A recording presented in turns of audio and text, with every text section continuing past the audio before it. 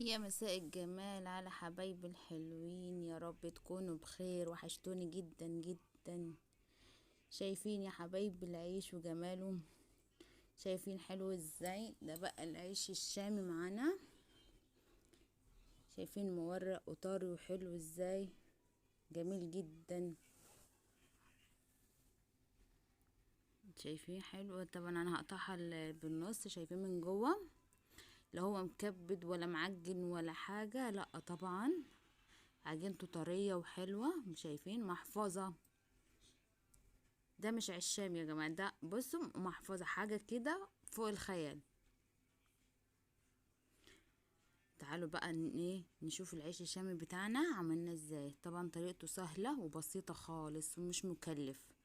انا هنا كنت عملت العجينة وخمرتها وقطعت الكور وسبتها تهدى شوية عشان اعرف ايه افردها. هنا معايا طبعا الصينية والنشابة بتاعت الزغنطوطة. هنا كانت خلاص العجينة معايا اختمرت شوية، سبتها يعني تخمر شوية عشان اعرف افردها تبقى معايا طرية. طبعا العجن بتاعها كيلو دقيق، معلقة خميرة ومعلقة سكر وذرة ملح صغيرة. وطبعا عجنتها بمية دافية وسبتها تخمر. عجنتها كويس اهم حاجة وسبتها تخمر. وبعد كده قطعتها الكور زي ما انتوا شفتوها. طبعا هنا هبتدي هفردها. طبعا مش هفردها خالص، لا لازم تبقى فيها يعني كده ما يعديش السنتي. هفردها كويس طبعا. وانا جايبه صينيه تاني وحط عليها قماشه عشان ارص عليها العيش واسيبه يخمر. شايفين حبايبي؟ ده السمك بتاعها اللي هنفرد بيه العجينه، يعني مش هنفردها خالص لا. وهنا طبعا زي ما انتوا شايفين جايبه الصينيه وحط عليها القماشه زي ما قلت لكم. وهسيبها اعمل الكميه كلها، وهسيبها طبعا تخمر معايا يجي نص ساعة كده. انا خلصت الكمية. وبعد كده اغطيها. لازم نغطيها عشان الوش بتاع العيش ما ينشفش معانا. وهسيبها نص ساعة تخمر. وبكده حبايبي عدت النص ساعة وخمرت العيش زي ما انتوا شايفين كده، طرية وحلوة خالص. زي ما قلت لكم سهلة وبسيطة. كنا هنا حطيت اول رغيف على الطاسة. طبعا نسخنها الطاسة قبليها قبل ما احط العيش. آه وهحط كده يعني يدوب بستنى عليها شوية واقلبها الناحية التانية. لازم نقلبها كل شوية عشان الوش ما يتحرقش معانا. طبعا زي ما قلت لكم بتبقى نار متوسطة. انا كده خلاص اديتها اول قلبة. زي ما قلت لكم لازم نقلب فيها ونحرك فيها كتير. ده يا حبايبي ما تقلقوش، ده الدقيق مش هيتحرق ولا حاجة لا، يعني ما تخافوش منه لو لزق في العجينة.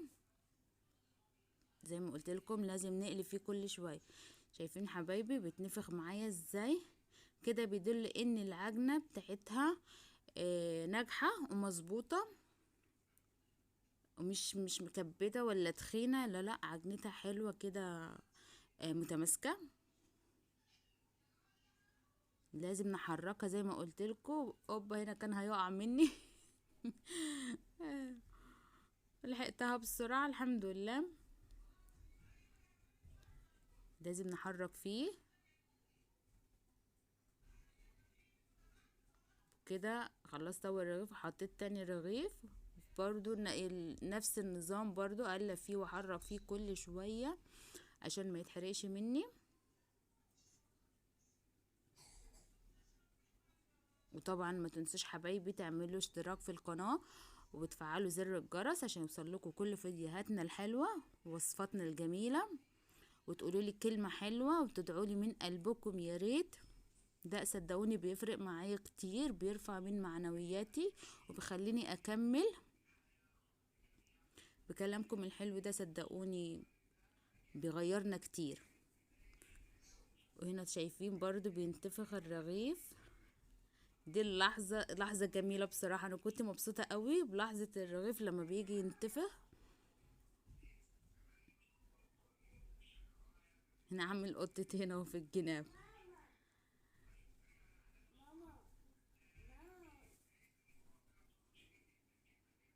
زي ما قلت لكم لازم نقلب فيه يمين وشمال عشان ما يتحرقش معانا في الطاسه. وطبعا ما تقلقوش من الدقيق، لو لزق في العجينه مش هيتحرق. انا جربتها كذا مره، لا ما اتحرقتش ولا حاجه.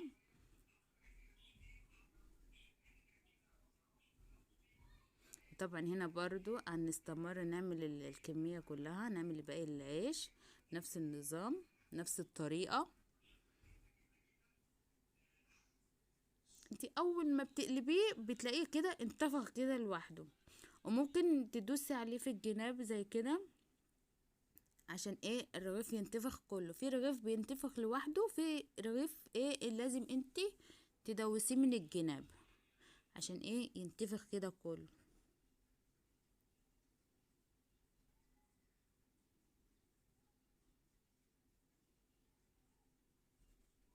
شايفين جميل ازاي؟ ما شاء الله، جربوه هيعجبكم جدا وطعمه جميل.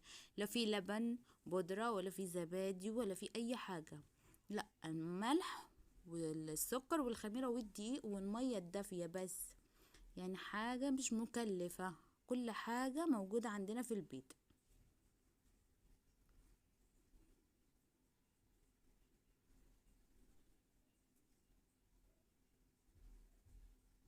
شايفين حبايبي جميل ازاي؟ ولازم ندوس عليه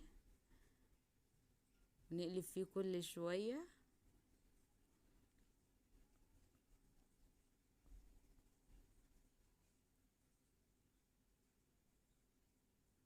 ولازم حبايبي لو لقينا الجناب مش واخدة لون، احنا نرفعها برضو بالمعلقة، معلقة الخشب او السيليكون. بس افضل تكون السيليكون عشان ما تبقاش ناشفة على الرغيف تخرمه، عشان لو اتخرم الرغيف ما بينفخش. وبكده خلاص احنا خلصنا الكمية كلها. شايفين جمال العيش حلو ازاي؟ جربوه وهيعجبكم جدا وطعمه جنين. وينفع معانا سندوتشات للعيال ياخدوها معاهم المدارس الصبح. احنا طبعا في اوقات امتحانات، يعني ربنا يوفق ولادنا يا رب كلهم وينجحهم. طبعا حاجة ياخدوها معاهم المدرسة. شايفين حلو ازاي من جوه؟ زي ما قلت لكم مش معجن وطري جدا، يعني كنت ادوس على الرغيف كان بيرجع تاني، ما كانش بيتلزق. جربوه هيعجبكم جدا. وما تنسيش حبايبي زي ما قلت لكم تشتركوا في القناه وتفعلوا زر الجرس والكلمه الطيبه. شكرا حبايبي، باي باي.